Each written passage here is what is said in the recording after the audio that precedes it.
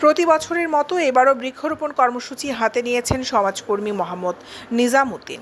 পরিবেশের ভারসাম্য রক্ষায় বৃক্ষরোপণের মূল প্রতিপাদ্য গাছ লাগিয়ে যত্ন করি, সুস্থ প্রজন্মের দেশ গড়ি সামনে রেখে বৃক্ষরোপণ কর্মসূচির আওতায় বাঁশখালী উপজেলায় স্থানীয় প্রশাসনের সমন্বয়ে 2000-এর অধিক গাছের চারা রোপণ ও বিতরণ করা হয়।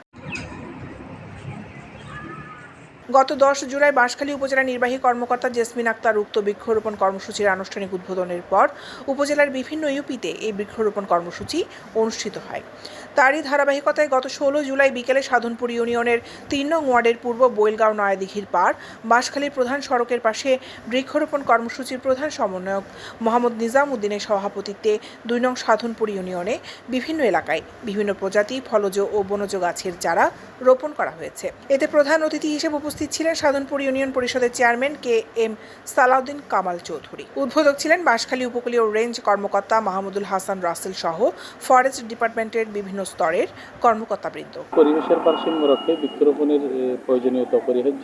আমরা আসলে যেভাবে দিন দিন বৃক্ষ নিধন করতেছি, আমাদের পরিবেশ স্বাভাবিক রাখার জন্য প্রচুর বৃক্ষরোপণের প্রয়োজন রয়েছে। এই যে বৃক্ষরোপণ, ওনার মাঝে যে সচেতনতা, উনি যে ব্যক্তি উদ্যোগে একদম নিঃস্বার্থভাবে এই যে বিভিন্ন ধরনের ফলজ, বনজ, ঔষধি বিভিন্ন ধরনের গাছ রোপণ করতেছেন, এটা আসলে এটা বলার অপেক্ষা রাখে না। উনি ব্যক্তি স্বার্থে আমাদের ভবিষ্যৎ প্রজন্ম, আমাদের পরিবেশের ভারসাম্য, এটা অত্যন্ত গুরুত্ব এবং অর্থবহ ভূমিকা পালন করছে। আমাদের দেশের জন্য আমি কিছু করবো, অর্থাৎ অন্যান্য রাষ্ট্রে না করে, সফরে না গিয়ে আমাদের এখানে কিছু আমি বিয়ে করব।